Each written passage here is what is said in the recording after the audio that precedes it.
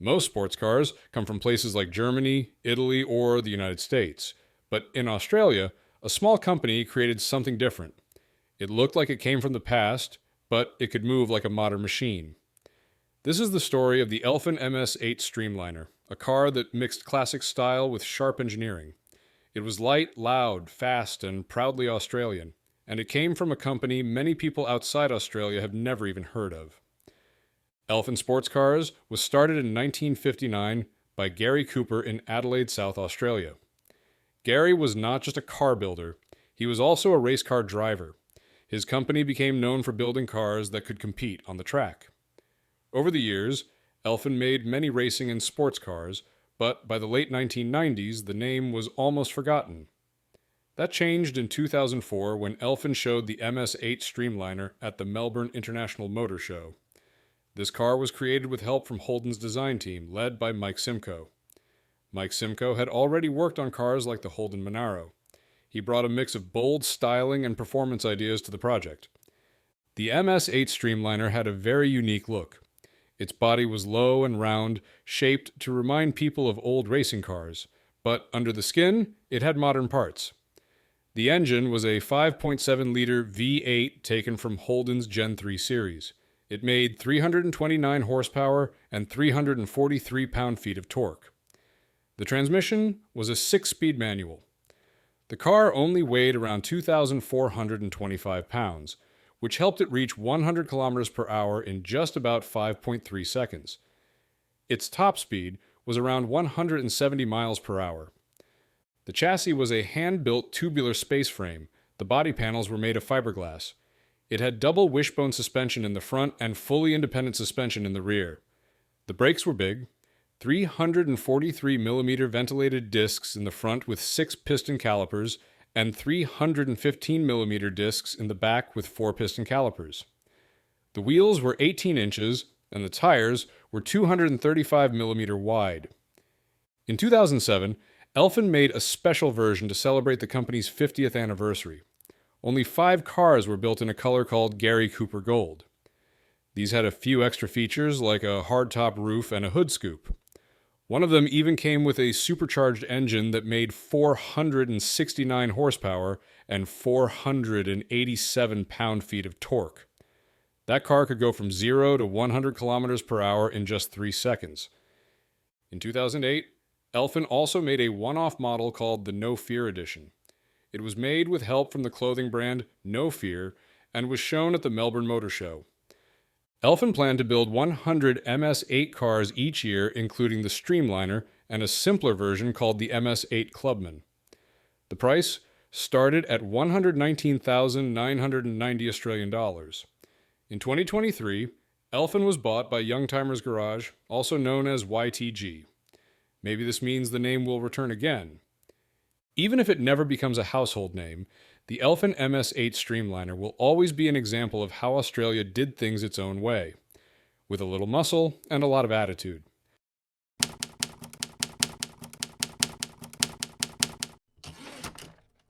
In the early 1970s, Australia almost had a car that looked like it came from the future, but ended up stuck in the past.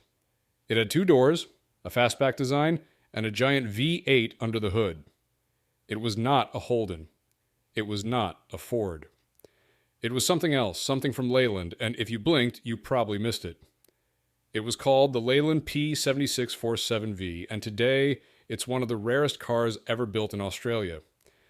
Back in 1973, Leland, Australia was trying to make a name for itself. At the time, local favorites like the Holden Monaro and Ford Falcon GT were already well loved by drivers. Leland wanted to break into that market with something bold. They had already made the P76 sedan, a large car with lots of space and some pretty smart design, but it was the 47V that really turned heads. It was supposed to be a sportier version, a 2-door hatchback coupe that looked different from anything else on the road. The 47V was based on the P76, but it had a sleek fastback body and a rear hatch. The car could seat 5 adults and had a large trunk area, especially when the back seats were folded down. This made it part sports car, part wagon. That idea was not very common at the time, especially in Australia. A lot of the early design work was influenced by Giovanni Michelotti, a well-known Italian car designer, although the final touches were done by Leland's in-house team. Under the hood, the 47V had a 4.4-liter all-aluminum V8 engine, which was developed from the Rover V8. It made about 192 horsepower and had a 4-speed manual transmission. It could go from 0 to 60 miles per hour in around 9 seconds and had a top speed close to 118 miles per hour. It used McPherson strut suspension up front, had front disc brakes, and came with features like a tachometer and a sports steering wheel. But just when things looked promising, everything fell apart. The global oil crisis hit in 1973. Fuel prices went up. Leland, Australia was already struggling with financial problems and bad reviews of the P76 sedan. Sales were not great, and the company decided to cancel the whole project in 1974, including the 47V. Around 56 47V cars were made, but Leland destroyed most of them to avoid storage costs and legal issues. Only 10 cars survived. One of them went to the United Kingdom for testing. Another ended up in the National Motor Museum in Birdwood, South Australia. The rest were auctioned off to private collectors in 1975. These survivors are now considered collector's gold. The Leland P7647V may have been a failure in its time, but it left behind a story that is strange, short, and unforgettable. Kind of like a kangaroo showing up to a Formula One race.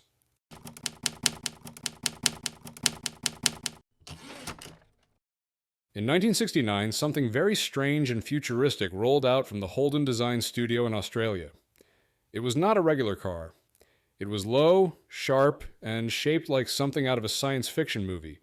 It looked more like a spaceship than something meant for the road. This vehicle was not meant for sale or even racing. It was built to explore the future. Its name was Holden Hurricane, and once you saw it, you could not forget it. The Holden Hurricane, also known by its codename RD001, was a concept car built by Holden, the Australian division of General Motors. It was a research vehicle not made to go into production. The idea was to test out new technologies and designs, and some of those ideas were way ahead of their time. The body of the car was made from fiberglass, and it sat on a steel tubular space frame. It had a wedge shape that looked fast even when it was standing still. The car was just 39 inches tall, 161.8 inches long, and 71 inches wide. The wheelbase was 96 inches. Instead of normal doors, the entire roof of the car swung up and forward. This roof was called a canopy, and it was powered by hydraulics. When the canopy opened, the seats lifted and tilted forward. The steering wheel and pedals also moved out of the way, making it easier to get in and out. It felt like climbing into a jet fighter. The engine sat in the middle of the car, behind the seats. It was a 253 cubic inch V8 engine from Holden. That is 4.2 liters in size. It made about 260 horsepower at 6,000 revolutions per minute. The power went to the back wheels through a 4-speed manual transmission.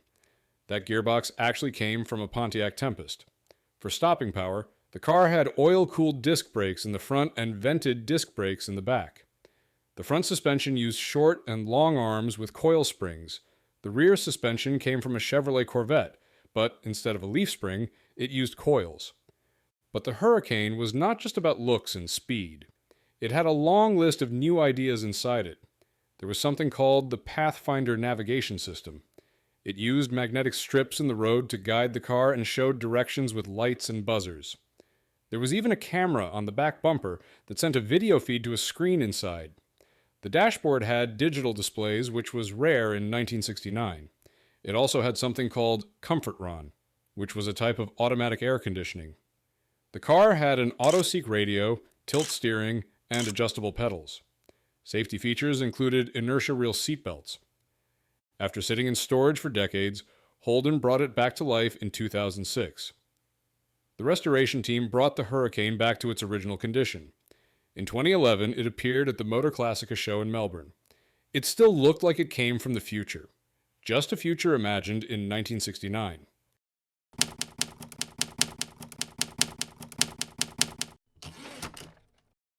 In the late 1970s, something strange was happening on Australian roads. While many cars were getting smaller or focusing on comfort, One machine stood out like a gym teacher at a ballet recital. It was loud, wide, and did not care much about being gentle. This was the Holden Torana A9X hatchback, and it was not just a car, it was built for battle. But the story of how it got here is even more surprising.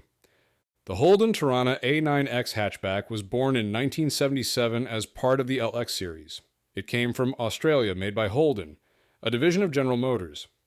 The A9X was not a model on its own. It was actually a performance upgrade for the Torana SS hatchback and the SLR 5000 sedan.